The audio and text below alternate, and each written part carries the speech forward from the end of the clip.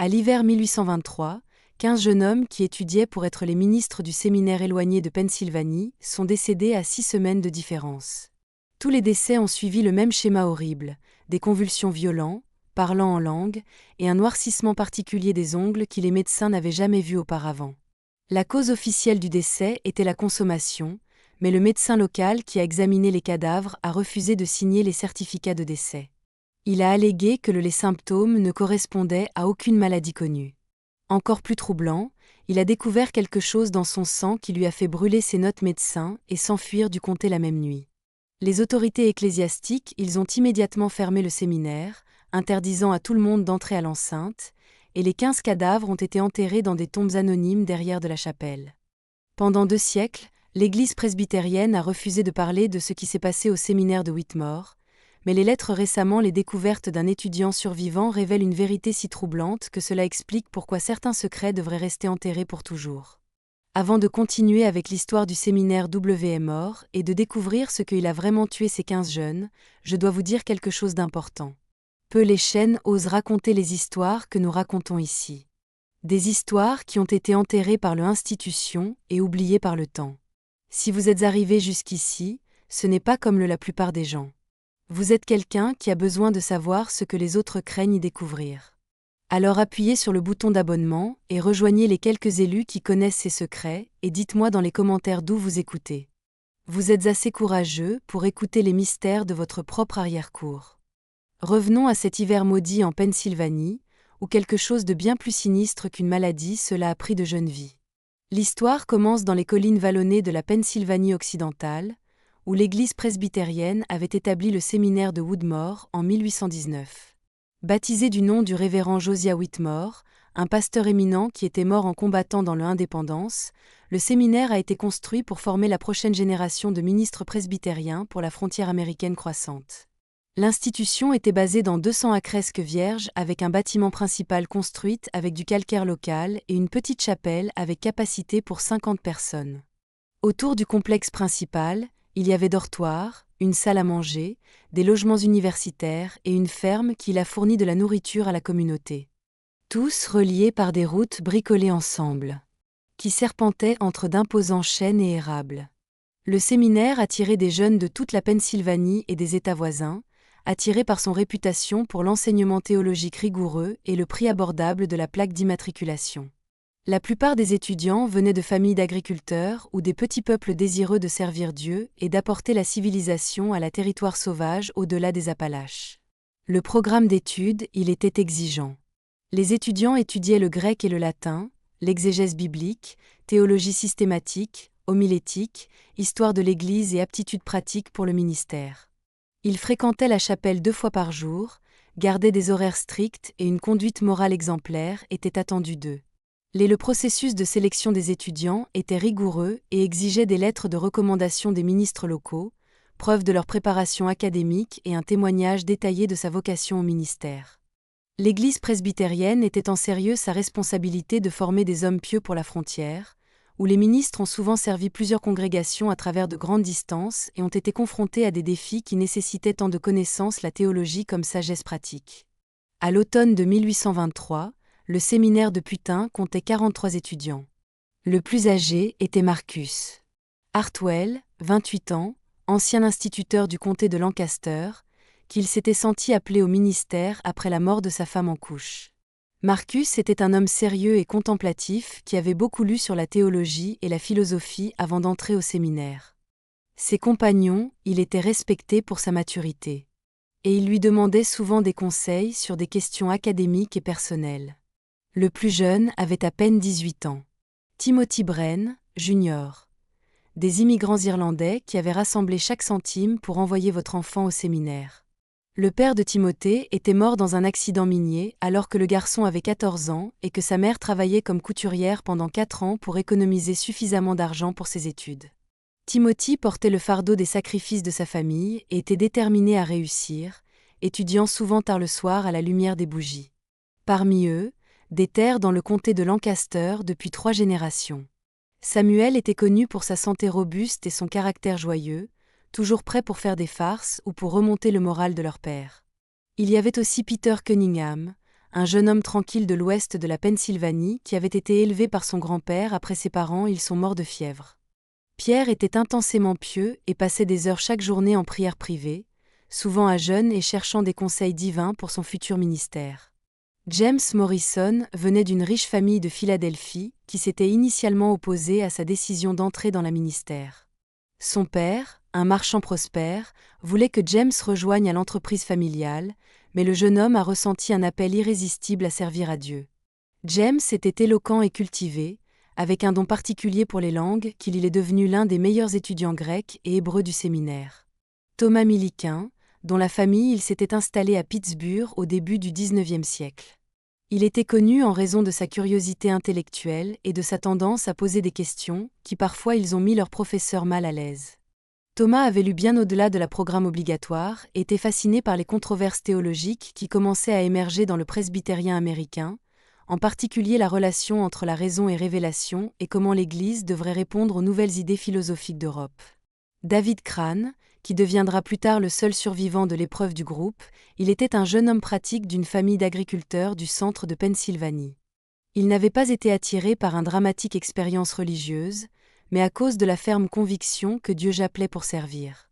David a apprécié l'appréciation de ses camarades de classe pour sa fiabilité et son bon sens, bien qu'il ait parfois eu des problèmes avec les concepts théologiques plus abstraits qui ont été facilement donnés aux étudiants tels que Thomas et Jacques. Le directeur du séminaire était le docteur Cornelius Ashford, un homme d'environ 50 ans né, sévère mais juste, qui avait étudié au séminaire de Princeton avec le célèbre théologien Archib Alexander. Le docteur Ashford avait été personnellement engagé par l'Église presbytérienne pour fonder le séminaire W.M. Moore et avait apporté avec lui une réputation d'excellence académique et sagesse pastorale. Exigeait l'excellence de ses étudiants, mais il était connu pour son souci sincère de leur développement spirituel et intellectuel. Dr Ashford, il vivait sur le campus avec sa femme Margaret et leur fille adolescente Sarah. Margaret Ashford était une femme cultivée qui avait fait ses études dans un séminaire Les Femmes de Philadelphie et s'intéressait activement au bien-être des étudiants, les invitant souvent à dîner et leur fournissant des conseils maternels pour les jeunes loin de chez eux. Sarah, 18 ans et propriétaire des deux beautés et intelligence, elle était appréciée des étudiants pour son caractère aimable et son esprit vif. Il aidait souvent à la bibliothèque du séminaire et avait lu plus de théologie que de nombreux diplômés. Parmi les professeurs du séminaire se trouvait Jonathan Hartley, qui enseignait le grec et l'hébreu, et était connu pour son exigence et ingéniosité. Le professeur Hartley avait passé plusieurs années à étudier à Allemagne et à apporter des perspectives théologiques continentales à son enseignement, bien qu'il ait pris soin de maintenir les positions presbytériennes orthodoxes. Il y avait aussi le professeur William Sterling, qui enseignait l'histoire de la Église et homilétique. Le professeur Sterling était un prédicateur doué qui avait servi plusieurs grandes congrégations avant d'accepter son poste de le professeur et ses conférences ont été parmi les plus populaires du séminaire. L'automne de 1823 avait été particulièrement difficile. Les premières chutes de neige sont tombées en octobre et en novembre le séminaire était déjà isolé à cause des congères qui rendaient difficiles les déplacements vers les villes voisines. L'isolement n'était pas tout à fait inopportun, car cela créait une atmosphère d'étude et de réflexion intensive, c'était une chose spirituelle que l'enseignant encourageait. Les étudiants s'étaient installés sa routine hivernale de travail académique concentré, ses journées remplies de conférences, prières et préparations aux examens de printemps qu'ils détermineraient son aptitude à l'ordination. L'atmosphère était celle d'une érudition tranquille et la dévotion, avec pour seul bruit le grattage des plumes sur le parchemin, le bruissement des pages. Le doux murmure des prières du soir et le bruissement occasionnel de les bûches dans les cheminées qui chauffaient les bâtiments. La bibliothèque du séminaire contenait plus de 3000 volumes, dont des œuvres de Calvin, Luther, Edwards et d'autres théologiens réformés, ainsi que des commentaires, des histoires de l'Église et ouvrages de théologie pratique. Les étudiants se levaient à 5 heures dans le matin pour effectuer ces dévotions privées, une pratique que le docteur Ashford a insisté sur le fait que c'était essentiel pour maintenir la vitalité spirituelle. Les prières du matin étaient suivies d'un petit déjeuner à 6 heures, d'un simple repas et d'une base de porridge, de pain, de beurre et de lait qui étaient pris en silence pendant qu'on des étudiants, il a lu un travail de dévotion. Les cours ont commencé à 7 et ils ont duré jusqu'à midi avec des sujets allant des langues bibliques à l'histoire de l'Église et la théologie systématique. Les leçons de grec du professeur Les Hartley étaient réputées pour leurs difficultés et les élèves passaient souvent des heures se préparer pour ces récitations. Les cours d'histoire ecclésiastique de le professeur Sterling étaient plus populaires, car il avait un don pour donner vie aux anciennes controverses et pour aider les élèves à comprendre comment les débats et les problèmes théologiques du passé ont affecté la vie ecclésiastique contemporaine. Les après-midi étaient réservés à l'étude et à la préparation avec une courte pause pour faire de l'exercice physique lorsque le temps le permet. Le séminaire avait une sorte de gymnase dans l'une des dépendances, où les étudiants se réunissaient pour étudier ensemble à la bibliothèque ou dans les salles communes de leur dortoir. Là, les leçons de la journée ont été discutées, les devoirs ont été collaborés et il était engagé dans un débat théologique informel. Les conversations étaient intenses, comme les jeunes étaient confrontés à des problèmes théologiques complexes, et ils se préparaient à exercer des ministères qui les obligeraient à offrir des conseils spirituellement aux autres. Les étudiants devaient être dans leur chambre à neuf, bien que beaucoup aient continué à étudier en privé jusqu'à bien plus tard. Les chambres étaient meublées de façon spartiate, mais elles étaient assez confortables. Chaque élève en avait une petite chambre avec lit, bureau, chaise, lavabo et une petite bibliothèque. Les bâtiments étaient chauffés par de grandes cheminées dans les parties communes.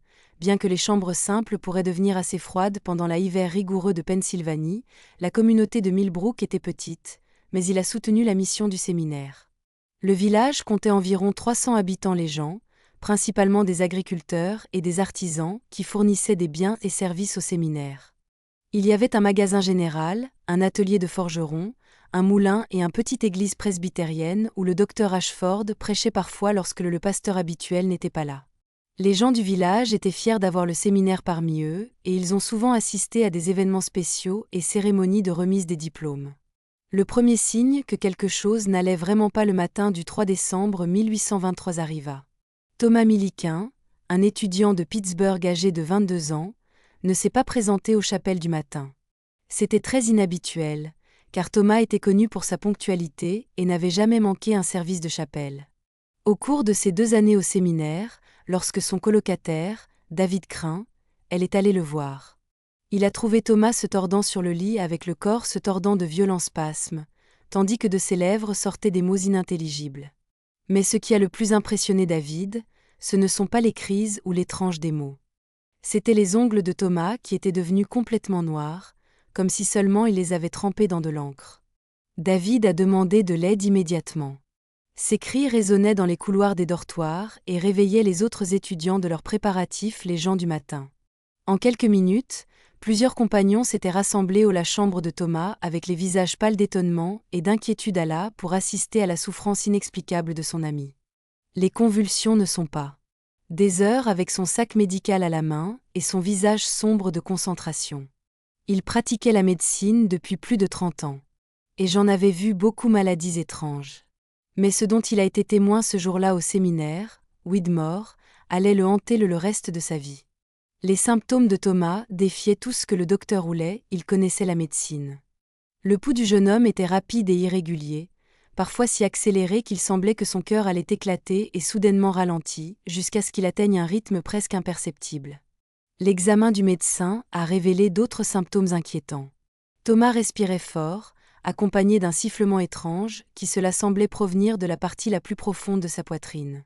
Sa peau avait acquis une pâleur grisâtre particulière que le docteur Roulet n'avait jamais vue dans aucun patient vivant.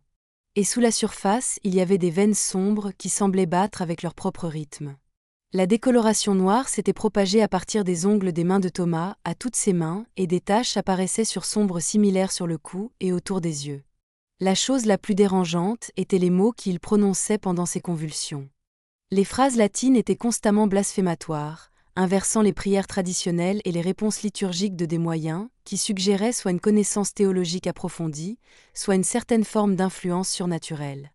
Le docteur Roulet, bien qu'il ne soit pas un homme profondément religieux, il était profondément troublé par la exactitude et cohérence des expressions blasphématoires de Thomas.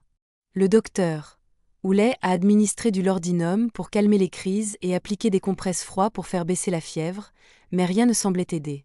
Il a essayé de saigner Thomas en suivant les pratiques médicales de l'époque, mais le sang émanant des incisions était plus foncé que la normale et avait l'air coagulé presque immédiatement. Il a essayé de faire vomir pour purger toute toxine possible, mais l'estomac de Thomas ne produisait qu'une bile noire nauséabonde qui tachait le bassin et remplissait la pièce d'un ça sent les œufs pourris. Tout au long de la journée, les nouvelles de la Thomas-Tate s'est répandues dans toute la communauté du séminaire. Les étudiants se sont réunis en petits groupes.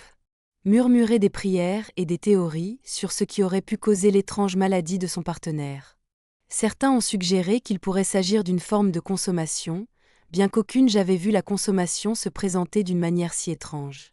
D'autres sont-ils demandaient si Thomas avait été mordu par une créature venimeuse qui, d'une manière ou d'une autre, il avait survécu au début de l'hiver. Peut-être un serpent ou une araignée qui se serait réfugié dans les dortoirs chauds. Certains des étudiants les plus superstitieux ont commencé à marmonner à propos d'un procès possession divine ou démoniaque.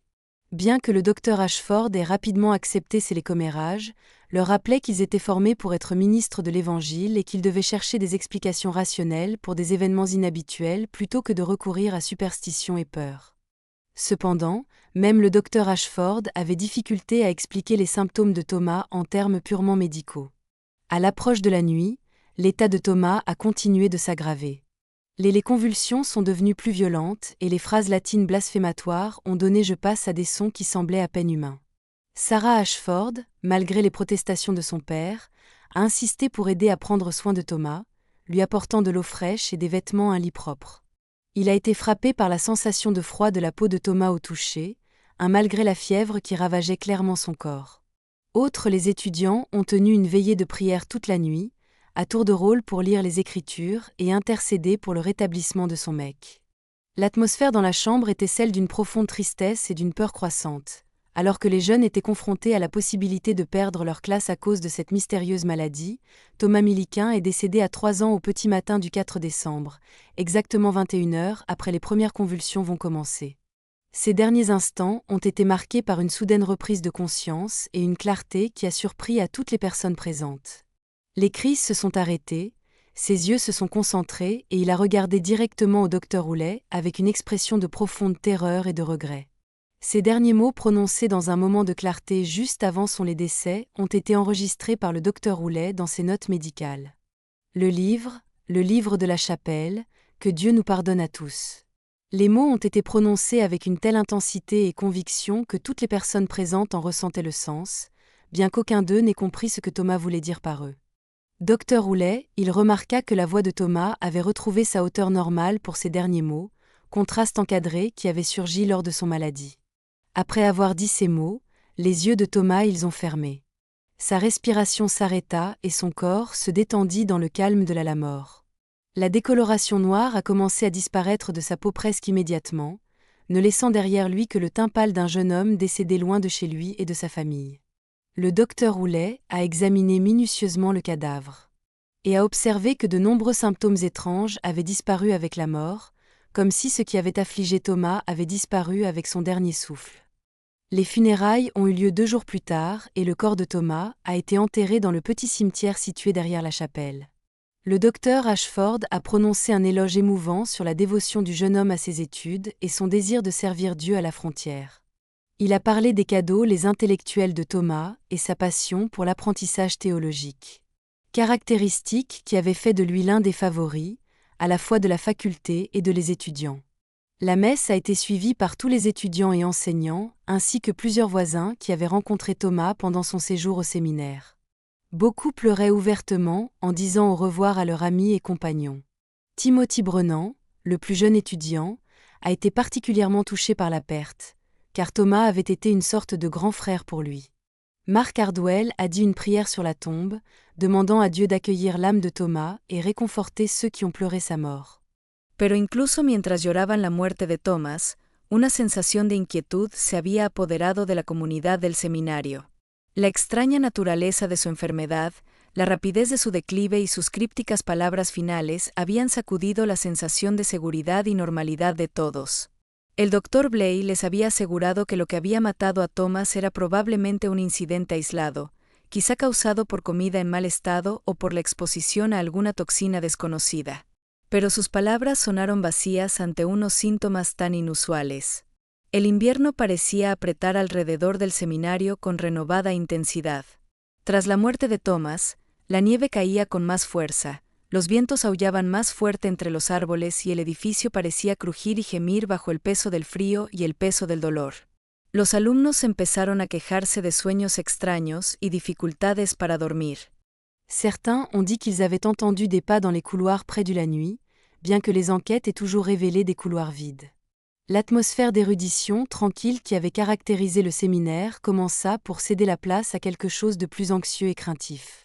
Le professeur Hartley a donné, il remarque que ses élèves semblaient distraits pendant leur récitation de grec, leurs esprits clairement sur un autre en partie, malgré ses efforts pour se concentrer sur ses études. Le professeur Sterling s'est rendu compte que ses cours d'histoire de l'Église, habituellement accueillis avec enthousiasme, ils étaient accueillis avec des visages inquiets et regards absents à travers les fenêtres vers le paysage sombre l'hiver. Le docteur Ashford a essayé de maintenir la normalité en adhérant strictement à la horaire des séminaires et encouragé les étudiants à trouver du réconfort dans leur étude et dévotion. Augmentation de la fréquence des services de chapelle et des réunions organisées spéciaux de prière, axés sur la recherche du réconfort de Dieu dans les temps de preuve. Mais malgré ces efforts, l'ombre de la mort de Thomas planait au-dessus de la communauté comme un nuage sombre qui refusait de disparaître. Ce que personne ne savait, c'est que la mort de Thomas Milliquin n'était que le début. La véritable horreur se déchaînerait dans les semaines suivantes, réclamant une vie l'un après l'autre dans un schéma si précis et méthodique qu'il remettrait en question tout ce que les survivants croyaient sur la maladie, la mort et la nature du mal lui-même. 3 jours après les funérailles de Thomas, le 9 décembre, un autre élève a commencé à présenter les mêmes symptômes effrayants. James Morrison, un jeune homme tranquille de Philadelphie, qui avait été un compagnon de études et un ami proche de Thomas au séminaire, a réveillé son camarade chambre avec les mêmes violentes convulsions qui avaient marqué la dernière le jour de Thomas. Les crises ont commencé à exactement 3 heures du matin, à la même heure à celui où Thomas est mort. Une coïncidence qui ne passerait pas inaperçue pour ceux qui ont été témoins les 2 événements. Le motif était identique dans les moindres détails. Les mêmes ongles le noir est apparu en quelques heures. Les mêmes phrases tordues en latin jaillissant de ses lèvres et la même pâleur grisâtre se répandit sur sa peau comme une ombre. Le colocataire de James, William Foster, il a immédiatement reconnu les symptômes et a couru pour trouver le docteur Ashford et le docteur Houlet, avec ses pieds nus frappant le sol froid de la chambre tandis que la panique s'emparait de son cœur. Ils sont revenus pour appeler le docteur Houlet, cette fois avec un sentiment croissant d'effroi il s'était installé dans son estomac comme une pierre froide. J'avais passé les jours qui se sont écoulés depuis la mort de Thomas, faisant des recherches sur tous les textes médicaux qu'il pouvait pour trouver, à la recherche d'une explication aux symptômes étranges qui avaient témoin. Il avait écrit à des collègues de Philadelphie et de Pittsburgh pour leur décrire l'affaire et demander leur avis, mais rien dans sa vaste bibliothèque ni dans la correspondance n'offrait aucun indice qui pourrait expliquer ce qu'il avait vu. Les ongles noircis, les convulsions, les vocalisations étranges. Pris individuellement, chaque symptôme aurait pu avoir une explication rationnelle. Un empoisonnement pourrait provoquer des convulsions. Certaines maladies pourraient affecter la circulation et provoquer une décoloration, et là le délire pourrait conduire à un discours incohérent. Mais ensemble, ils ont formé un modèle qui semblait exister en dehors des limites de la médecine connue. Une combinaison de symptômes qui n'apparaissait dans aucun manuel médical que le docteur Houlet avait étudié. Lorsque le docteur Houlet a examiné James Morrison, il a été frappé par le similitude exacte avec l'état de Thomas. Non seulement les symptômes étaient identiques, mais ils semblaient progresser exactement au même rythme. La décoloration noire il s'étendait des ongles à la même vitesse. La fièvre était la même. Motif d'intensité, et même les phrases spécifiques en latin ont été répétées mot pour mot. C'était comme si James suivait un script prédéterminé qui déjà il avait été écrit à cause de la maladie de Thomas. Les étudiants qui se sont rassemblés pour assister à la souffrance de Jacques étaient maintenant ouvertement terrifiés. La coïncidence de 2 maladies identiques sur une si longue période de temps short avait anéanti tout espoir que la mort de Thomas cela aurait été un incident isolé. Rumeurs sur les malédictions et les épreuves les divins ont commencé à se répandre dans les chambres. Bien que le docteur Ashford il a continué à insister sur des explications rationnelles et à décourager les spéculations superstitieuses, James Morrison est décédé exactement 21 heures après son des symptômes, tout comme Thomas. Ses derniers mots étaient identiques. Le livre, le réserver dans la chapelle, que Dieu nous pardonne à tous. L'appréciation du moment et de là la répétition du même message final a jeté un froid dans tous les présents. Le docteur Houlet avait commencé à soupçonner une certaine forme de contagion, bien qu'il n'ait jamais rencontré de maladie qui produisait des symptômes et une synchronisation ainsi constante. La possibilité d'une contagion a conduit le docteur Houlet à ordonner que le corps de James devait être immédiatement préparé pour son enterrement et que ses effets des personnes ont été brûlés par mesure de précaution. Il a également institué des procédures pour quarantaine, exigeant que toute personne ayant été en contact étroit avec Thomas ou James soit isolée et surveillée à la recherche de signes de maladie. La chambre où ils avaient tous les deux vécu a été scellée et fumigée avec de la fumée provenant de le soufre, une pratique courante pour traiter des maladies potentiellement contagieuses. Les étudiants étaient maintenant ouvertement terrifiés. Sa peur est palpable dans chaque conversation et visible sur tous les visages. 2 décès en une semaine, tous deux, suivant le même schéma horrible, avaient détruit leur sentiment de sécurité et de normalité. Le séminaire, qui avait été un lieu de l'apprentissage et la croissance spirituelle, c'était maintenant comme un piège duquel la mort pouvait surgir à tout moment pour faire une autre victime. Le docteur Ashford a essayé de maintenir l'ordre en augmentant la fréquence des services de la chapelle et en encourageant aux étudiants de trouver du réconfort dans la prière et l'étude. Organiser plus de réunions de prière et d'études bibliques dans l'espoir de cette activité de dévotion, accrue leur fournirait un réconfort spirituel et une distraction pratique de vos peurs. Il a également écrit aux autorités ecclésiastiques presbytériens de Philadelphie, les informant de la situation et leur demandant conseil sur comment procéder. La réponse de Philadelphie a été rapide et décisif. Le révérend docteur Jonathan Blackwood, administrateur principal de l'Église presbytérienne, a été immédiatement envoyé pour enquêter sur la situation et apporter de l'aide. Le docteur Blackwood était connu pour son comportement calme et son approche pratique de la gestion de crise, car il avait traité plusieurs urgences en institutions presbytériennes de Pennsylvanie et du New Jersey. Mais avant que le docteur Blackwood puisse en arrivant, le motif s'est répété à nouveau. Le 12 décembre, 3 jours après la mort de James Morrison, s'est produite pour la 3e fois. Cette fois, la victime était Samuel Brewster, un jeune de 25 ans du comté rural de Lancaster, qui avait été connu pour sa santé robuste et sa bonne humeur.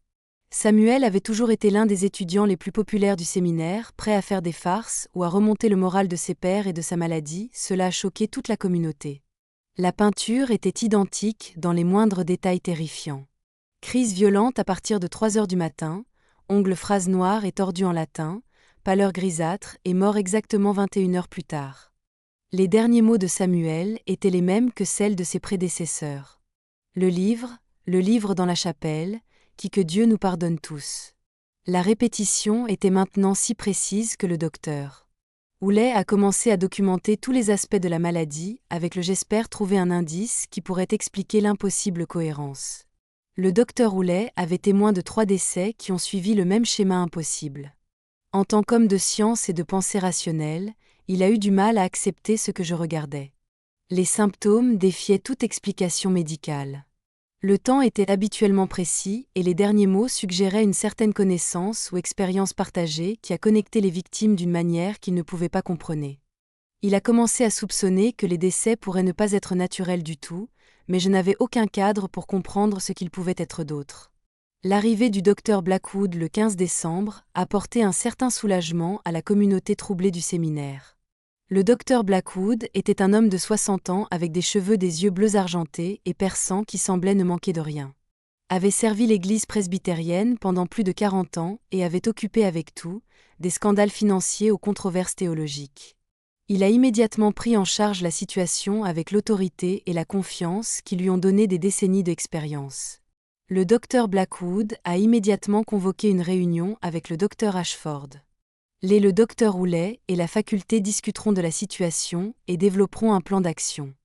Il écouta attentivement le récit détaillé du docteur Houlet à propos des 3 décès et a posé des questions spécifiques sur les symptômes, le timing et les connexions possibles entre les victimes. Il a également interviewé plusieurs étudiants qui avaient été proches du défunt, à la recherche de toutes des informations qui pourraient expliquer le motif mystérieux. Son évaluation était pragmatique et décisive, bien qu'en privé, il était profondément préoccupé par ce qu'il avait découvert. Le docteur Blackwood est arrivé à la conclusion que le séminaire était confronté à une sorte de maladie hautement contagieuse qui n'avait pas encore été identifiée par la science médicale, bien qu'il n'ait jamais rencontré rien de semblable aux symptômes décrits par le docteur Whitley, n'avait jamais vu suffisamment d'épidémies pour savoir que parfois des maladies peuvent survenir des communautés inconnues et dévastatrices avant que les médecins sachent comment traiter-les. Sur la base de cette évaluation, le docteur Blackwood a ordonné que l'établissement a été mis en quarantaine immédiatement, ne permettant à personne d'entrer ou de sortir du terrain, jusqu'à ce que l'épidémie avait suivi son cours. Il a envoyé un message aux autorités de l'Église presbytérienne de Philadelphie, expliquant la situation et demandé des prières pour la communauté du séminaire. Il a également envoyé des lettres à les familles de tous les élèves expliquant la quarantaine et les assurant que toutes les précautions étaient prises pour protéger leurs enfants. L'ordre de quarantaine a amené le séminaire de Whitmore à cesser d'être un lieu d'apprentissage pour devenir une prison de peur.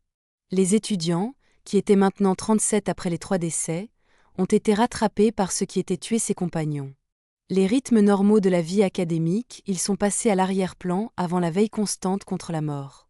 Chaque matin, la terrifiante question se posait, qui serait le prochain ? Le docteur Blackwood avait élu domicile dans le bâtiment de la faculté et avait à assumer l'autorité générale pour gérer la crise.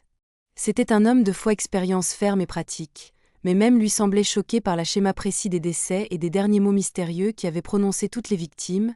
Il a donc établi un programme strict de service de prière dans l'espoir que l'intervention divine arrêterait le que s'apprenait la vie des étudiants. La routine quotidienne en quarantaine est-il à structurer soigneusement pour maintenir l'ordre et le moral. La chapelle du matin, il a été élargie pour inclure des prières spéciales de protection et de guérison. Les cours se sont poursuivis, bien que les professeurs aient eu du mal à maintenir leur concentration académique lorsque les pensées de chacun étaient consumées par la peur et la douleur. Le docteur Blackwood a institué un système de jumelage dans lequel les étudiants ils se sont associés pour garder un œil l'un sur l'autre et signaler immédiatement tout signe de maladie. Le 4e décès est survenu le 18 décembre et a coûté la vie à Peter Cunningham, un étudiant discret de la Pennsylvanie occidentale qui avait été très secret depuis son arrivée au séminaire. Pierre était connu pour son intense piété et ses longues heures de prière privée, un jeûnant souvent et cherchant des conseils divins pour son futur ministère. Sa maladie a commencé à exactement 3 heures du matin, suivant un schéma terrifiant qui était devenu tristement familier à la communauté du séminaire. Les crises, les ongles noircis, les phrases latines tordues et la pâleur grisâtre apparaissaient comme planifiées, comme si le corps de Peter suivait un script invisible écrit pour les morts qui l'avaient précédé.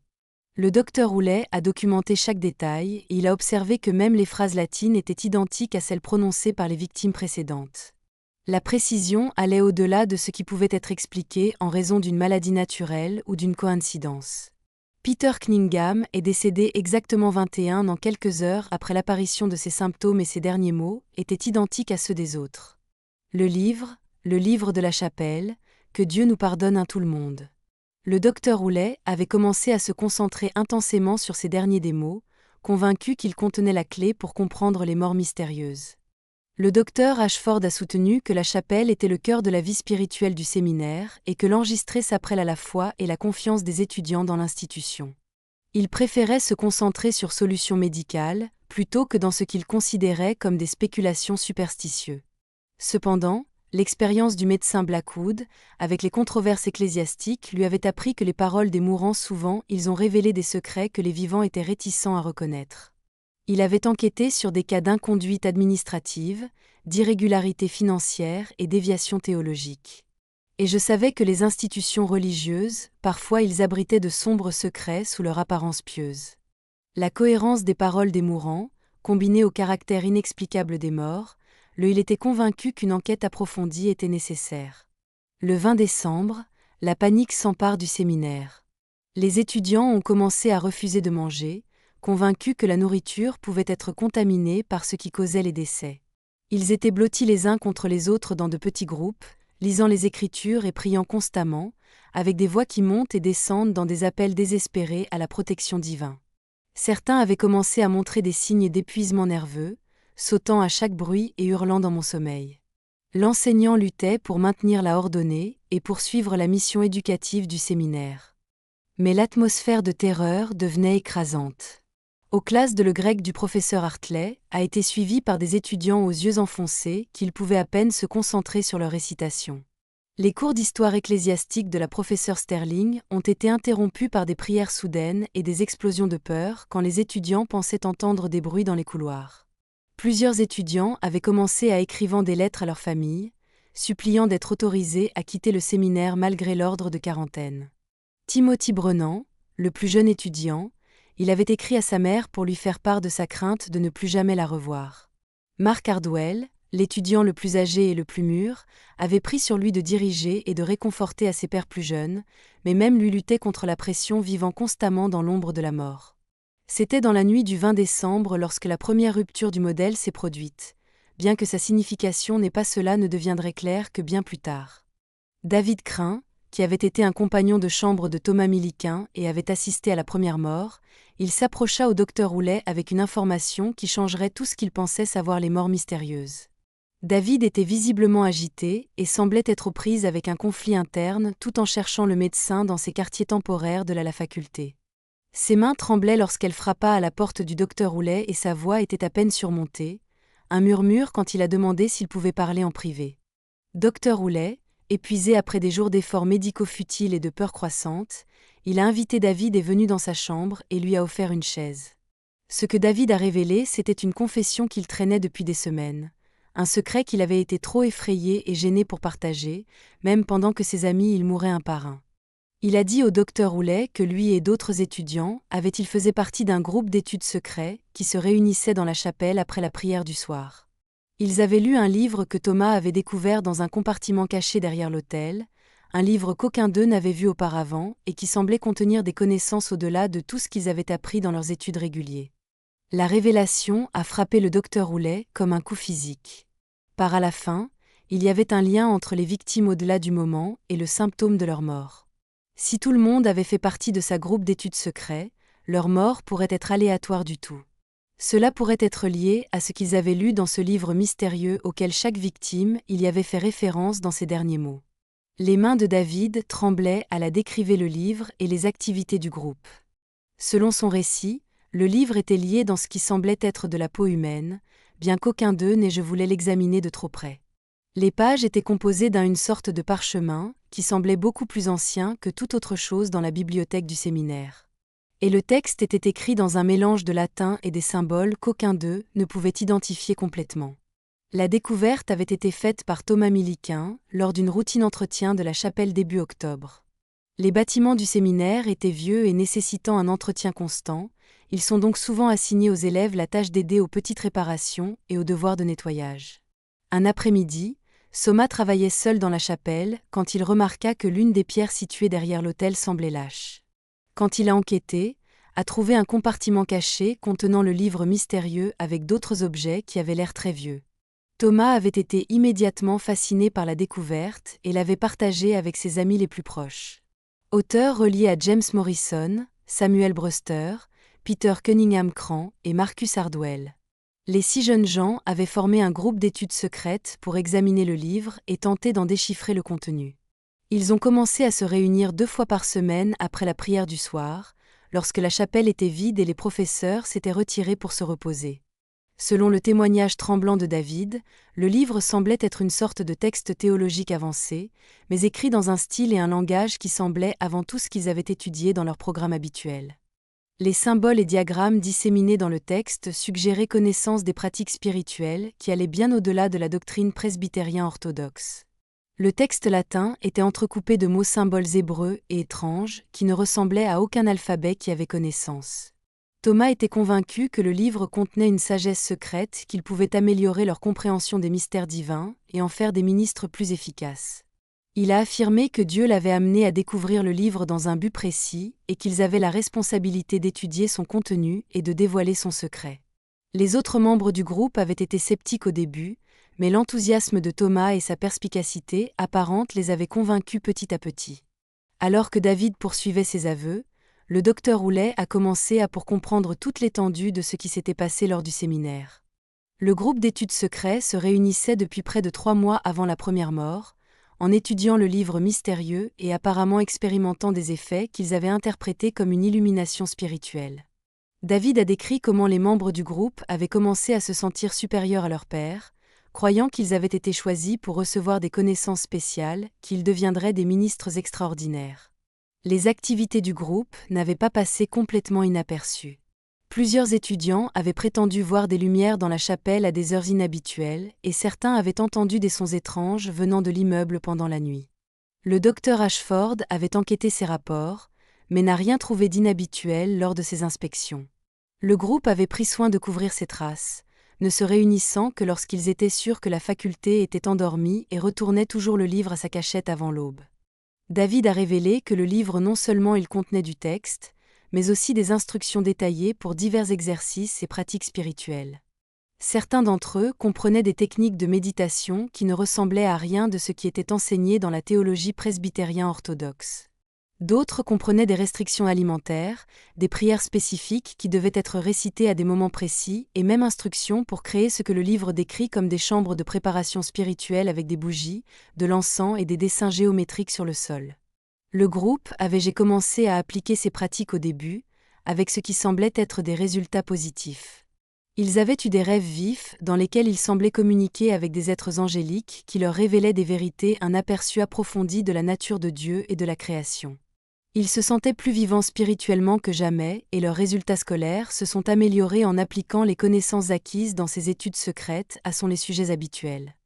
Les membres du groupe avaient commencé à éprouver des symptômes physiques qu'ils ont initialement rejetés comme des signes de transformation spirituelle. Ils souffraient de maux de tête, d'insomnie et d'étranges sensations dans les mains et les pieds. Leur appétit a changé et ils ont commencé à avoir envie de nourriture qu'ils n'avaient jamais mangée auparavant, surtout de la viande à peine cuite.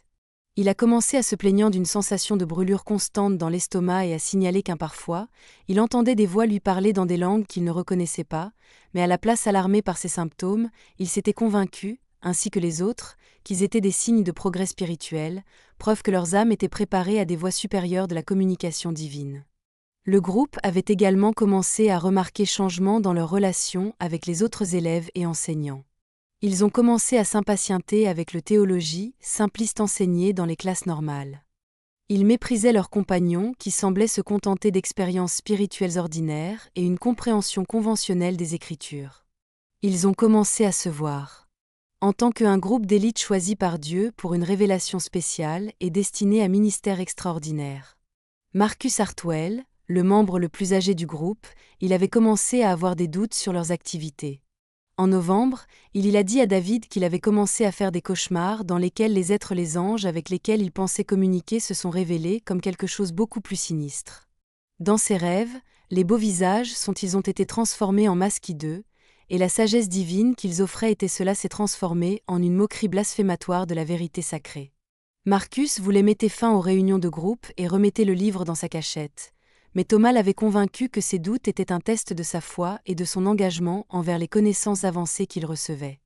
Thomas a soutenu que le progrès spirituel impliquait toujours des périodes de preuve et que Marcus était mis au défi de prouver sa valeur pour recevoir des révélations supérieures. La pression au sein du groupe pour la poursuite de ses études avait été intense. Thomas était devenu obsédé de plus en plus avec le livre et on passait des heures à copier des passages et à créer leurs interprétations des symboles et des diagrammes. Il avait commencé à parler de son groupe à partir des élus et ont affirmé qu'ils étaient préparés à une mission spéciale qui transformerait l'Église presbytérienne et le christianisme américain. Alors que David était encore en train de se confesser, le docteur Roulet a commencé à établir une chronologie qui relie les activités du groupe au schéma des décès. Les symptômes étaient apparus fin novembre, à commencer par des piqûres, mais affectant progressivement tous les membres du groupe. Les symptômes physiques avaient été accompagnés de changements psychologiques qui comprenaient une augmentation de agressivité, paranoïa et sentiment croissant de supériorité sur les autres. Le livre contenait également des avertissements sur la conséquence d'une étude inadéquate ou de l'abandon du stage une fois initié. Selon David, il y avait des passages qui suggéraient de terribles punitions pour ceux qui se sont montrés indignes des connaissances reçues. Le texte impliquait que ceux qui commenceront le voyage spirituel décrit dans le livre, mais ils ne le termineront pas, ils feraient face au jugement divin sous la forme d'une destruction physique et spirituelle. Lorsque le docteur Roulet a demandé à David où se trouvait le livre, le visage du jeune homme pâlit et sa voix tomba à peine à un murmure. Révélé que le livre avait disparu de sa cachette 3 jours avant la mort de Thomas. Le groupe s'était réuni le 30 novembre pour célébrer leur rendez-vous habituel, mais le compartiment caché était vide. Ils ont fouillé toute la chapelle, mais n'ont trouvé aucune trace du livre et aucun signe que quelqu'un avait découvert son secret. Thomas était convaincu que quelqu'un avait découvert ses activités et volé le livre pour les empêcher de terminer leurs études. Il est devenu de plus en plus agité et paranoïaque et a accusé ses camarades de classe et même les membres du corps professoral de les espionner et travailler à saper leur progrès spirituel. Dans les jours suite à la disparition du livre, les membres du groupe ont commencé à ressentir des symptômes plus sévères. Les maux de tête sont devenus constants. L'insomnie s'est aggravée et ils ont commencé à avoir des cauchemars partagés dans lesquels ils étaient poursuivis par des personnages, ils ont exigé qu'ils rendent quelque chose qu'ils avaient volé. Thomas avait interprété ces expériences comme des signes qu'ils étaient soumis à preuve et qu'ils avaient besoin de démontrer leur engagement sur le chemin spirituel qu'ils avaient commencé. La révélation de David a jeté une lumière sur les morts totalement nouveaux. Si toutes les victimes avaient fait partie de ce groupe de études secrètes, leur décès pourrait être le résultat d'une maladie ou cause naturelle. Pourrait être lié à des processus spirituels ou psychologiques déclenchés par l'étude du livre mystérieux. Le docteur Houlet s'est retrouvé confronté à des possibilités qui échappaient à sa formation médicale et à sa vision scientifique du monde. Les implications de la confession de David étaient incroyables. Si le livre contenait des connaissances ou des pratiques dangereuses qui avaient en quelque sorte causé la mort, puis le séminaire pourrait être confronté à quelque chose de beaucoup plus complexe qu'une épidémie docteur. Le docteur Houlet s'est rendu compte qu'il avait besoin de partager cette information avec le docteur Blackwood immédiatement, comme l'expérience des officiers de l'Église avec les controverses théologiques pourrait fournir des idées que la science médicale ne pouvait pas offrir. La découverte du groupe d'études Le Secret a envoyé des ondes de choc à travers la communauté du séminaire lorsque le docteur Houlet a partagé la confession de David avec le docteur Blackwood. La réaction du responsable de l'Église a été immédiate et décisive. Il en a commandé une enquête complète en interrogeant chaque étudiant et membre du corps professoral sur sa connaissance du groupe et du livre mystérieux. Ce qu'il a découvert était une conspiration de silence qui avait été maintenue pendant des mois avec près de la moitié du corps étudiant, voilà pour les réunions secrètes, mais trop peur de parler. Les recherches du docteur Blackwood ont révélé la profondeur de la tromperie qu'il avait produite sous le toit du séminaire. Les étudiants ont déclaré qu'ils avaient vu des lumières dans la chapelle à des heures inhabituelles, qu'ils avaient entendu des chants des étrangers et des prières inconnues, et qu'ils avaient remarqué des changements dans le comportement des membres du groupe. Plusieurs ont admis que Thomas Milliquin leur avait proposé de rejoindre le groupe, mais ils avaient refusé. Bien en raison de soupçons sur la nature secrète des activités, soit par peur de violer les règles du séminaire. Le professeur Hartley a révélé qu'il avait remarqué des changements dans les résultats scolaires et le comportement de plusieurs étudiants, dont Thomas, James, Samuel et Pierre. Bien que son travail académique se soit amélioré au début, ils avaient devenu de plus en plus controversés au cours des discussions en classe et avaient commencé à remettre en question les positions théologiques orthodoxes d'une manière qui semblait conçue pour susciter la controverse plutôt que de s'engager dans un débat académique légitime. Le professeur Sterling a fait des observations similaires sur le comportement des membres du groupe pendant leur cours d'histoire de l'Église. Ils avaient commencé à mépriser l'enseignement presbytérien traditionnel et d'exprimer des idées qui semblaient provenir sources en dehors du programme approuvé. Quand ils ont été interrogés sur leurs sources, étaient évasives et prétendaient développer leur posséder des idées théologiques par la prière et la méditation. La vérité qui a émergé de la recherche du docteur Blackwood était plus troublante plus que quiconque ne l'avait imaginé. Le groupe d'études secrets avait été en cours depuis près de 3 mois, se réunissant 2 fois par semaine aux chapelles après les prières du soir. Le groupe était composé de 6 étudiants: Thomas Milliquin, James Morrison, Samuel Brewer, Peter Cunningham, David Cran et Marcus Hartwell. Ils avaient étudié le contenu du livre mystérieux et mis en pratique de pratiques qui étaient clairement hors limite de la théologie presbytérienne orthodoxe. Selon le témoignage de plusieurs témoins, les membres du groupe avaient commencé à montrer des signes de fierté spirituelle et d'exclusivité qui étaient complètement contraires à l'humilité et l'unité que le séminaire était censé favoriser. Ils avaient formé un cercle stagiaire qui méprisait ses pairs et semblait croire qu'ils avaient accès à une connaissance spirituelle supérieure. Cette attitude avait créé des tensions et divisions au sein du corps étudiant, bien que peu aient compris l'origine de la problème. L'expérience du docteur Blackwood avec les controverses théologiques avait appris à reconnaître les signes avant-coureurs des mouvements hérétiques et de déception spirituelle. Le comportement décrit par les témoins, le secret, la revendication de révélations spéciales, le sentiment croissant de supériorité et le départ de l'enseignement orthodoxe indiquaient un modèle classique de corruption spirituelle qu'il avait rencontré dans d'autres contextes. Le responsable de l'Église a également souligné l'importance que les décès n'auraient commencé qu'après que le livre ait disparu de sa cachette. Cela suggérait que le livre lui-même pourrait ne pas être la cause directe des décès, mais plutôt que ceux-ci pourraient être liés au processus spirituel et psychologique qui avait lancement des activités du groupe. Le docteur Blackwood a ordonné une recherche exhaustive de la chapelle, malgré la réticence persistante du docteur Ashford, pour troubler l'espace sacré. Les notes révélaient à quel point le groupe s'était éloigné du christianisme orthodoxe et a fourni des informations sur la nature de la connaissance qu'il poursuivait. Les notes décrivaient des pratiques spirituelles qui impliquaient la communication directe avec des entités surnaturelles, techniques pour atteindre états modifiés de conscience et méthodes pour acquérir du pouvoir sur les autres gens par la manipulation spirituelle. La langue utilisée était un mélange de terminologie chrétienne et de concepts qui semblaient provenir traditions occultes complètement étrangères à la théologie presbytérienne. Un passage particulièrement troublant copié dans l'écriture de Thomas décrit un rituel pour ouvrir les portes entre les mondes qui nécessitait la participation de 6 personnes qui serviraient de récipiendaires pour la manifestation divine. Le rituel promettait d'accorder aux participants de plus grands pouvoirs accès spirituel et direct à la connaissance divine, mais aussi il a mis en garde contre de graves conséquences pour ceux qui se révèlent indignes ou qu'ils essaieraient d'abandonner le processus une fois commencé. Le docteur Houlet s'est rendu compte que sans pour savoir, le groupe avait effectué une version de ce rituel dans leurs réunions régulières et sessions d'études. Votre attention sur le contenu de le livre, combinée à la mise en pratique des pratiques spirituelles qu'il décrivait, avait apparemment à commencer un processus qui prenait maintenant leur vie une par une. Le 5e décès est survenu le 21 décembre, lui coûtant la vie Marcos Hardwell. Le moment était particulièrement important, car Marcus avait été le seul membre du groupe à avoir exprimé des doutes sur ses activités et avait voulu mettre un terme à leur réunion. Sa mort a suivi le même schéma que celui des 4 précédents, mais les derniers mots étaient différents et plus révélateurs. Au lieu de se référer à la livre de la chapelle, Marcus a parlé à plusieurs reprises d'être choisi et marqué pour la récolte.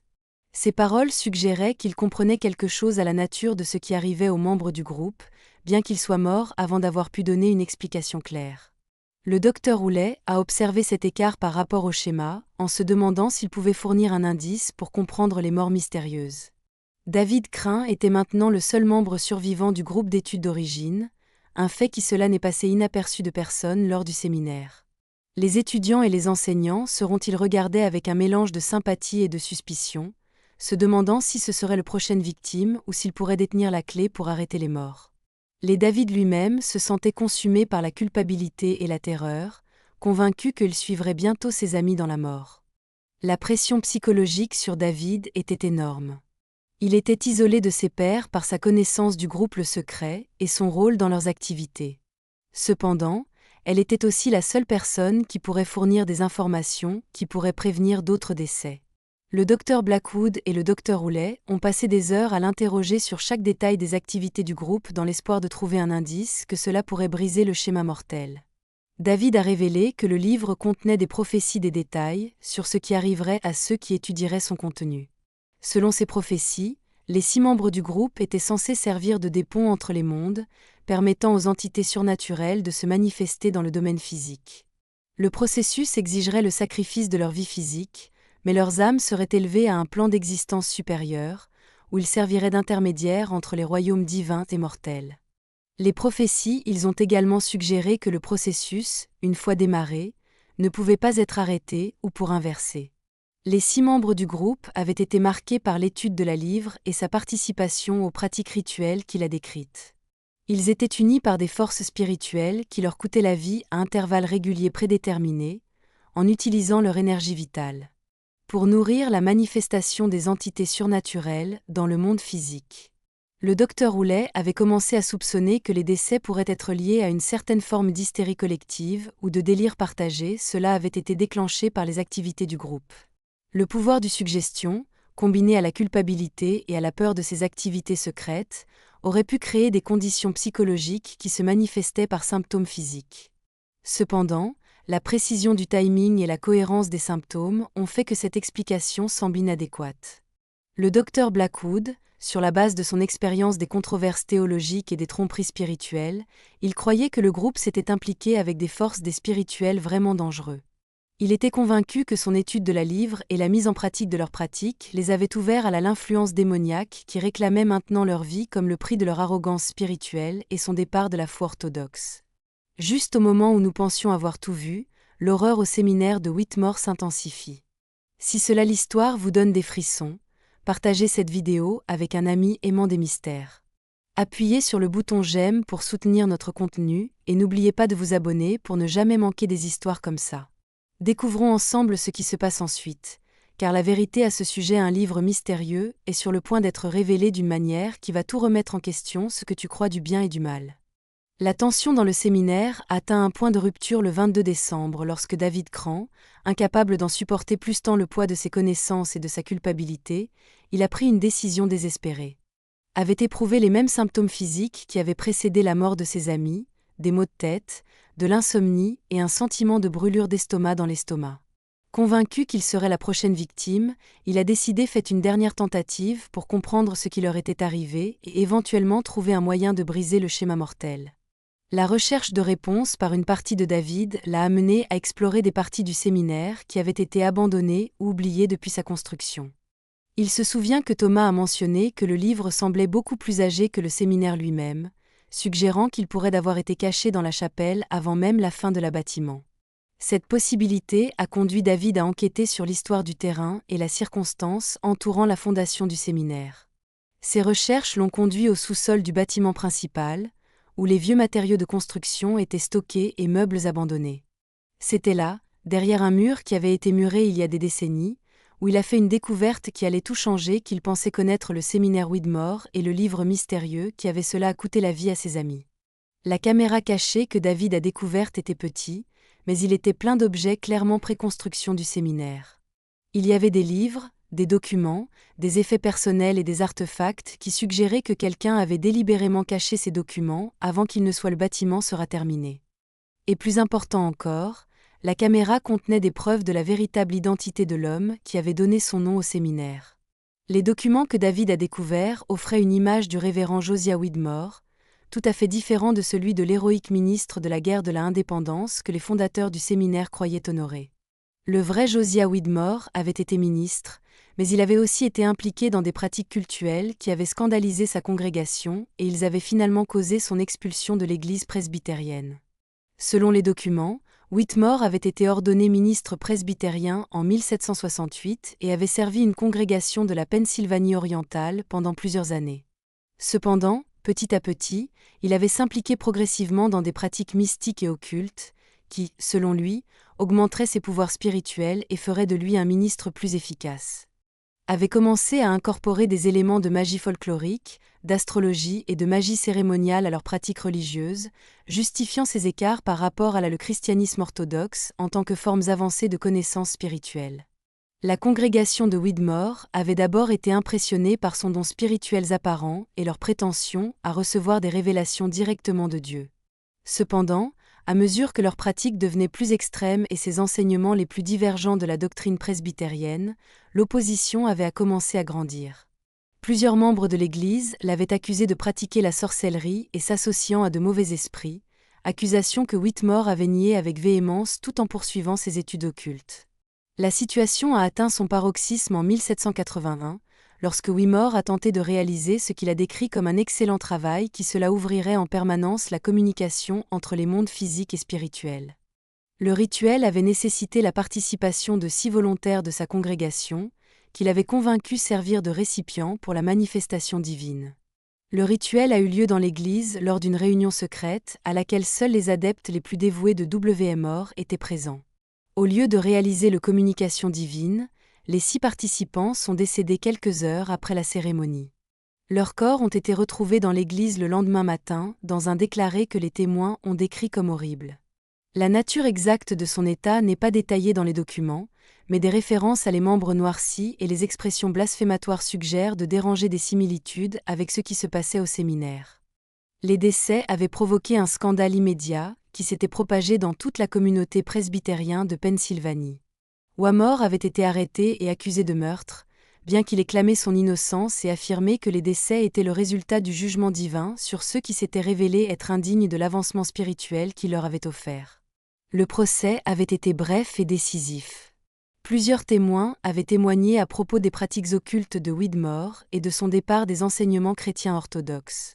Les preuves matérielles trouvées dans l'Église, y compris les ustensiles, les rituels, livres occultes et dessins géométriques sculptés sur le sol, ils avaient convaincu le jury que Whitmore avait pratiqué la sorcellerie et que ses activités avaient directement causé la mort des 6 membres de la congrégation. Josiah W. Moore avait été reconnu coupable de sorcellerie et de meurtre et avait été exécuté en 1782 sans mourir héroïquement dans la guerre de l'Indépendance, comme l'indique l'histoire officielle du séminaire. Sa bibliothèque personnelle et ses ustensiles rituels avaient été confisqués par l'autorité ecclésiastique qui avait l'intention de les détruire. Mais cela à l'apparemment, ils ont décidé de les cacher là où ils ne pourraient pas causer plus de tort. Les documents révélaient que le terrain sur lequel le séminaire de Putin avait été construit était la même propriété où Josiah Whitmore avait effectué son stage occultiste et où les 6 membres de sa congrégation étaient morts. Les fondateurs du séminaire n'étaient pas au courant de cette histoire, telle qu'elle leur avait été racontée qu'il honorait un patriote martyr et non un sorcier et meurtrier condamné. Le plus il est significatif que David ait découvert que le livre mystérieux dans lequel il avait centré sur son groupe d'études était le grimoire personnel de Whitmore, une collection de connaissances occultes et d'instructions rituelles qui avait compilé au fil des années d'études et de pratiques. Le livre contenait non seulement les exercices spirituels que le groupe avait joués, mais aussi des histoires détaillées des expériences de Whitmore dans la communication surnaturelle et ses théories sur l'ouverture de portes permanentes entre le physique et spirituel.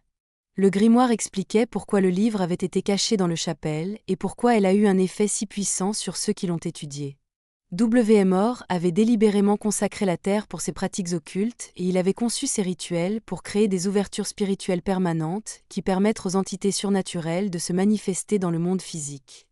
Le livre avait été placé dans la chapelle comme un piège pour quiconque qu'il pourrait découvrir, s'assurant que le travail de Whitmore se poursuivrait même après sa mort. Selon les instructions du grimoire, le rituel que Whitmore avait tenté a nécessité la force vitale de 6 participants pour alimenter l'ouverture de portails entre les mondes. Les décès n'étaient pas un échec du rituel, mais plutôt de son résultat escompté, pour fournir l'énergie nécessaire pour que les entités surnaturelles établissent une présence permanente dans le domaine physique. David a réalisé avec une horreur croissante que lui et ses amis avaient été, répétant involontairement l'expérience Whitmore a échoué. Leur session d'études les avait préparés progressivement pour servir de 6 récipients nécessaires au rituel. Et leur mort n'était pas des tragédies aléatoires, mais des sacrifices nécessaires pour un processus qui avait été mis en branle plus de 40 ans plus tôt.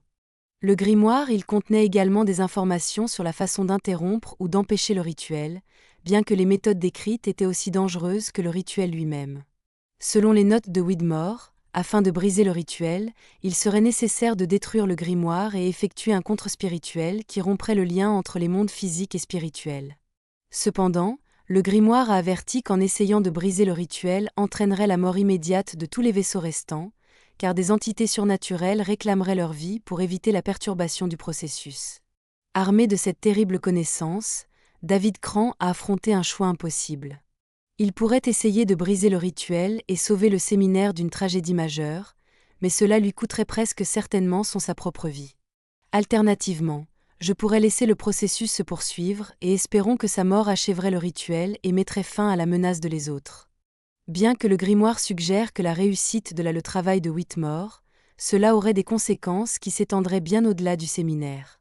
David a passé la soirée du 22 décembre à se débattre avec cette décision, lisant les notes de Whitmore et essayer de comprendre toutes les implications de ce que lui et ses amis avaient déclenché. Les symptômes physiques qui avaient précédé la mort de ses amis l'affectaient plus sévèrement maintenant, et il sentait que son temps était compté. La sensation de brûlure dans l'estomac s'était intensifiée et avait commencé à éprouvant les mêmes hallucinations auditives que Thomas avait décrites. À l'aube du 23 décembre, David avait pris une décision. Il a cherché le docteur Houlet et le docteur Blackwood et leur a révélé tout ce qu'il avait découvert sur les origines obscures du séminaire et la vraie nature du livre qui avait tué ses amis. Les 2 hommes ont écouté dans un silence stupéfait, pendant que David expliquait l'histoire de José Whitmore et le rituel qui avait coûté la vie aux membres du groupe d'études. Au docteur Houlet, en tant qu'homme de la science et la médecine, il a eu du mal à accepter les éléments surnaturels de l'histoire de David. Cependant, l'exactitude des décès, la cohérence des symptômes et les preuves historiques que David avait découvertes rendaient impossible rejeter complètement leurs conclusions. Le médecin a été obligé de considérer des possibilités qui ont complètement échappé à sa formation médicale et à sa vision scientifique du monde. Le docteur Blackwood, sur la base de sa vaste expérience dans controverses théologiques et l'histoire ecclésiastique, il était plus disposé à accepter la possibilité que des forces surnaturelles aient été impliquées. Il avait rencontré d'autres cas de pratiques occultes au sein des communautés chrétiennes et savait que telles les activités avaient des conséquences tragiques, même si je n'avais jamais rien vu aussi systématique et mortel que ce qui se passait au séminaire. Les trois hommes se sont rencontrés dans les quartiers du docteur Blackwood pour examiner les preuves que David avait découvertes et décider d'un plan d'action. Les instructions du grimoire pour briser le rituel étaient claires mais terrifiantes. Ils devraient détruire le livre pendant qu'ils exécutaient un contre-spirituel qui romprait les connexions spirituelles que Whitmore avait établies. Le processus serait dangereux pour toutes les personnes impliquées, mais surtout pour David comme le vaisseau restant.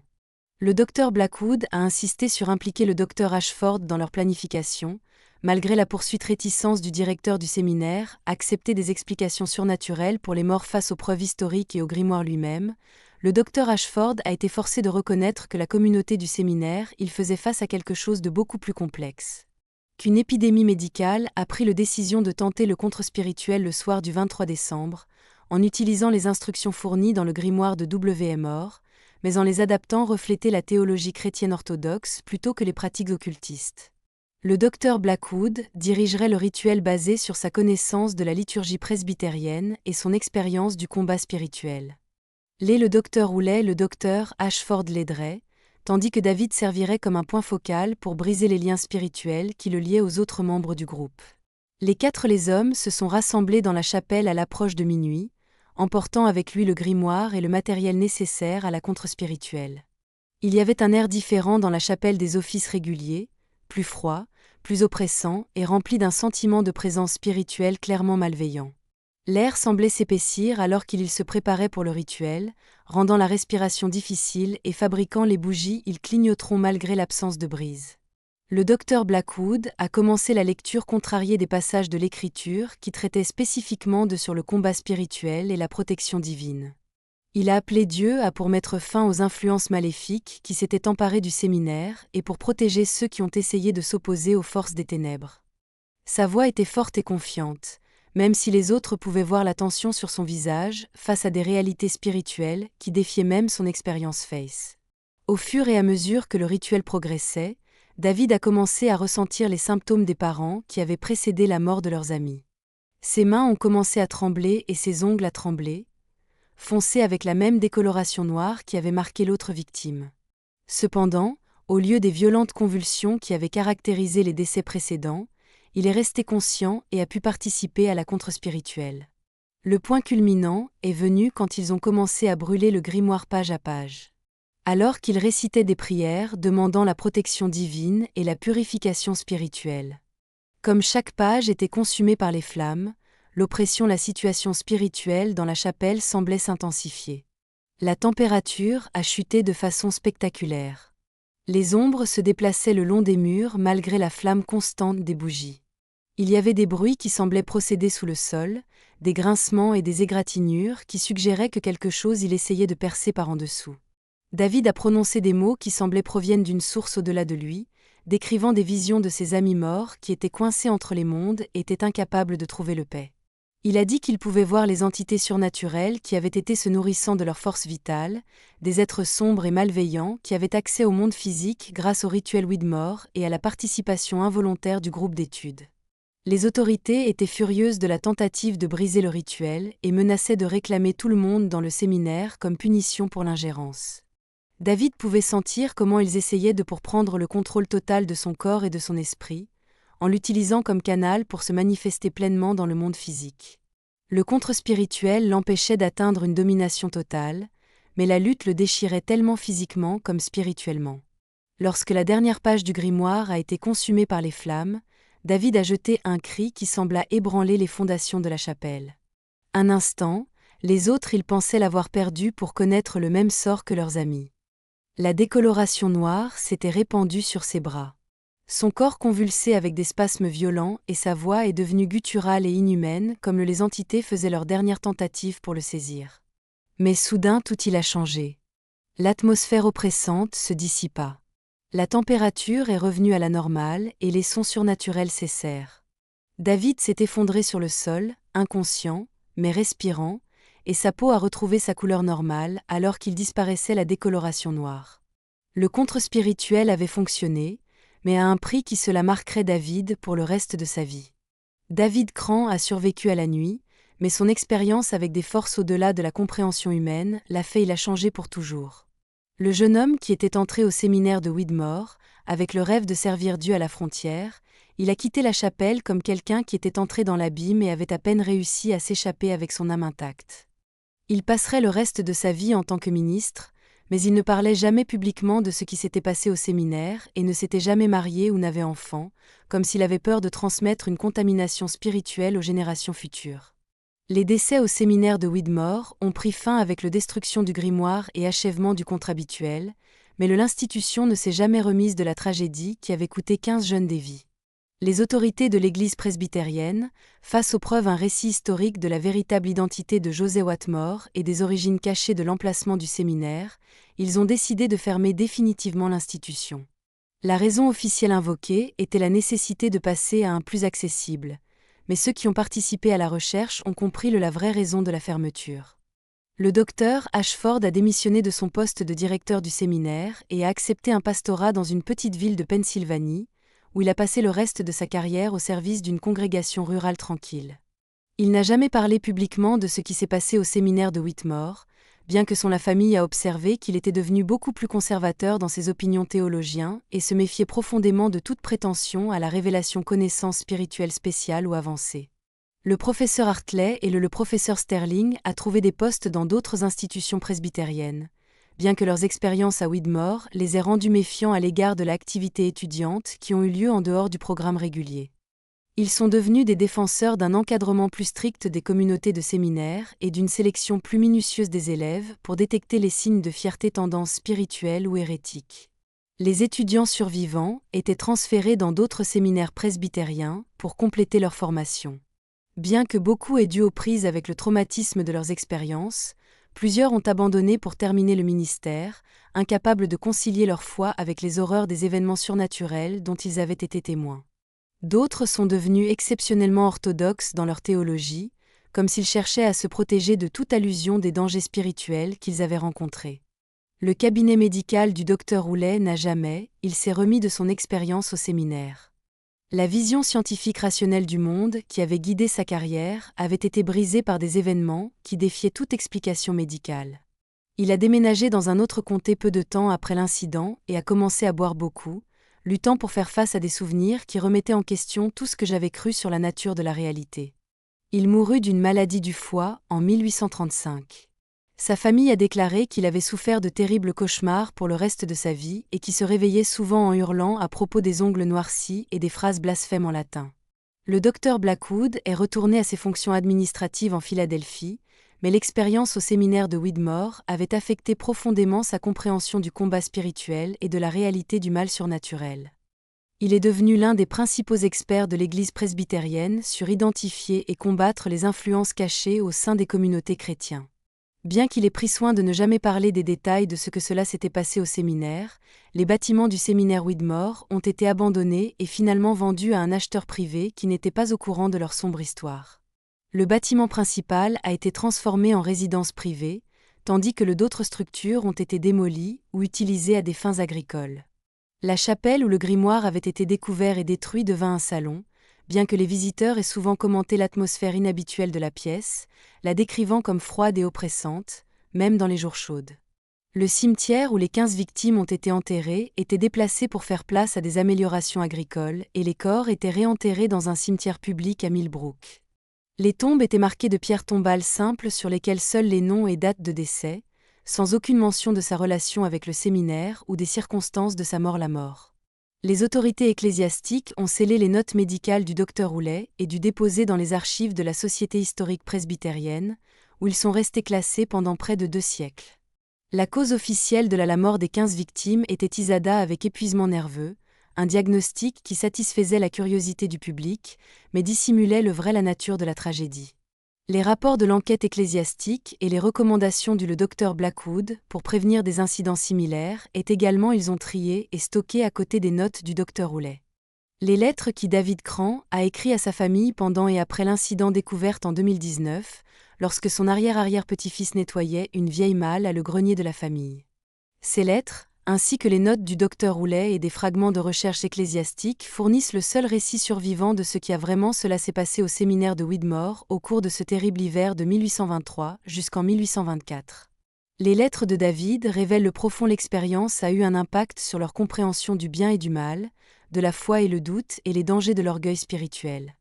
Il a beaucoup écrit sur la nature séduisante de la connaissance interdite que le groupe avait poursuivie et la manière progressive dont leur recherche de progrès spirituel les avait éloignés de la foi chrétienne orthodoxe.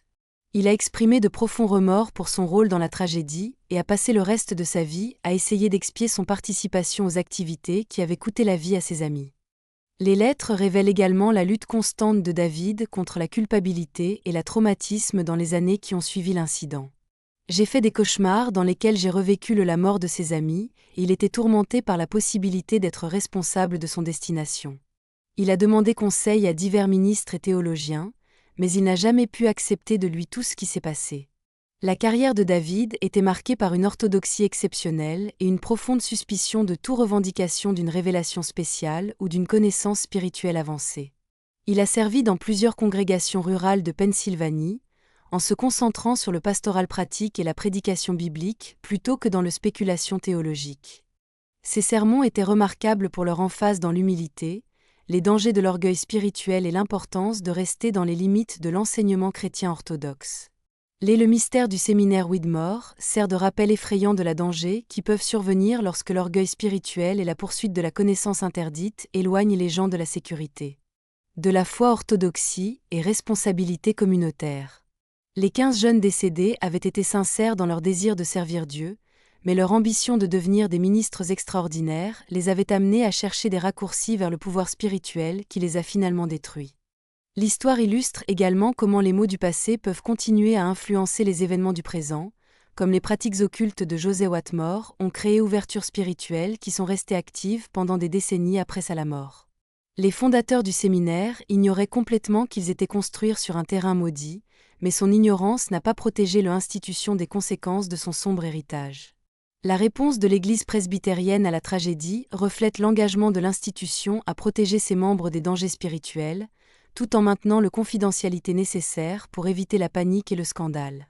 La décision de classer les rapports de l'enquête et de déplacer les étudiants survivants ont démontré à la fois la préoccupation pastorale et la sagesse institutionnelle lorsqu'il s'agit de faire face à des événements qui ont défié la compréhension conventionnelle. Les effets à long terme de l'incident du séminaire de Whitmore peut être apprécié dans les politiques ultérieures de l'Église presbytérienne dans le cadre de la supervision du séminaire et de l'activité des étudiants. L'Église a introduit plus de contrôles stricts sur les activités parascolaires.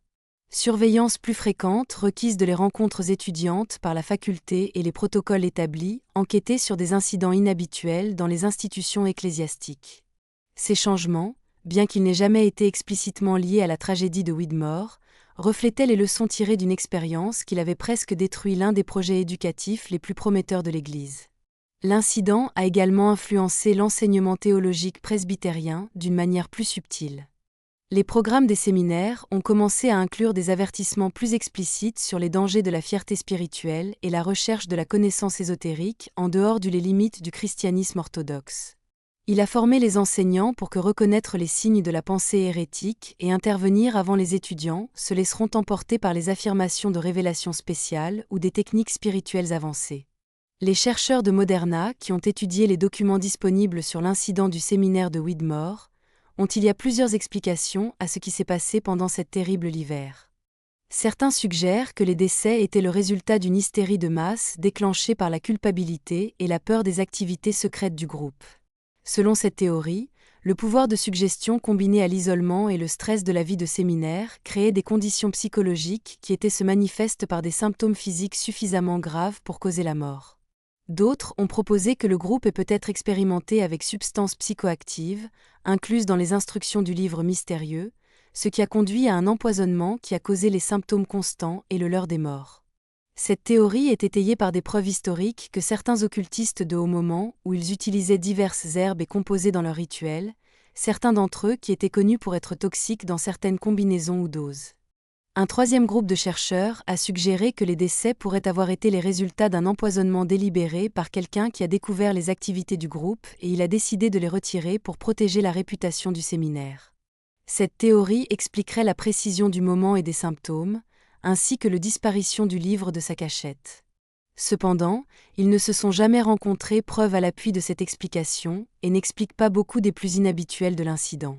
Les érudits religieux et les théologiens ont généralement montré plus disposés à accepter la possibilité que des forces surnaturelles sont intervenues. Ils soulignent que le modèle constant de expression blasphématoire, le moment précis des décès et les preuves, les récits historiques des pratiques occultes de Joseph W. Mort soutiennent la théorie selon laquelle les étudiants avaient rencontré des entités spirituelles malveillantes par étudier le grimoire. Ces chercheurs soutiennent que l'incident sert de puissant rappel de la réalité du combat spirituel et de l'importance de garder la foi et pratiques chrétiennes orthodoxes. Ils voient la tragédie comme un avertissement sur les dangers de la recherche de la connaissance spirituelle en dehors de les limites de l'enseignement ecclésiastique établi et de l'autorité protectrice de la communauté chrétienne. Le bâtiment principal a été entièrement rénové et agrandi au fil des ans avec des ajouts modernes qu'ils ont enlevé la plupart des traces de leur architecture d'origine. Les familles qui achetaient la propriété dans les années 1850, il en a fait une ferme et ses descendants continuent de cultiver et élever du bétail sur la terre, où de jeunes hommes sont morts en chassant à connaissance interdite. Les historiens locaux de la région de Millbrook ont parfois souligné l'existence de l'ancien séminaire, mais la plupart des résidents ne sont pas au courant de la tragédie qui a provoqué sa fermeture. L'histoire officielle de l'église presbytérienne de l'époque mentionne le séminaire Widmore, seulement brièvement, soulignant qu'il a fonctionné de 1819 à 1824 avant d'être transféré en raison de difficultés de transport. Cette version aseptique de les faits ont en fait effacé le souvenir de ce qui s'est réellement passé pendant ce terrible hiver il y a 2 siècles. La chapelle, où le groupe d'études secrètes ont tenu leur réunion et où le contre-spirituel a été complètement transformé. Qu'elle était un espace sacré dédié au culte chrétien, est maintenant une salle familiale confortable avec des meubles modernes et aucune trace de leurs origines religieuses. Les visiteurs de la maison commentent à fois que dans cette pièce particulière, il y a une atmosphère inhabituelle, une sensation de froid et oppression qui persiste même par temps chaud. Les propriétaires actuels l'attribuent à l'âge du bâtiment et l'orientation nord de la pièce. Le cimetière, où les 15 victimes ont été enterrées, a été complètement détruite par 2 siècles d'activité agricole. Les corps ont été transportés dans l'année 1840, lorsque la terre était dédiée à l'agriculture. Mais même le cimetière public, où ils ont été renumérotés, a subi des changements, qui leurs derniers lieux de repos ont été obscurcis. Les pierres simples qui leur tombent ont été remplacées ou enlevées et leurs noms ne sont plus associés à aucun lieu spécifique. Peut-être la chose la plus importante est que la pollution spirituelle que Josiah W. Mort a essayé de créer sur la propriété, il semble avoir été nettoyé avec succès par le contrarial effectué par le docteur Blackwood et ses compagnons. Contrairement à d'autres lieux associés avec des pratiques occultes, les terrains de l'ancien séminaire ne montrent aucun signe de activité surnaturelle en cours. La terre a été productive et paisible pendant près de 2 siècles, ce qui suggère que le sacrifice de David Cran et la destruction du grimoire a effectivement rompu les liens spirituels qui avaient fait la tragédie. En fin de compte, l'histoire du séminaire de Whitmore sert à la fois de mystère historique et d'avertissement spirituel. Nous rappelle que la poursuite de la connaissance, même celle qui présente en termes religieux, cela peut devenir dangereux quand cela nous éloigne de la humilité, responsabilité communautaire et foi orthodoxe.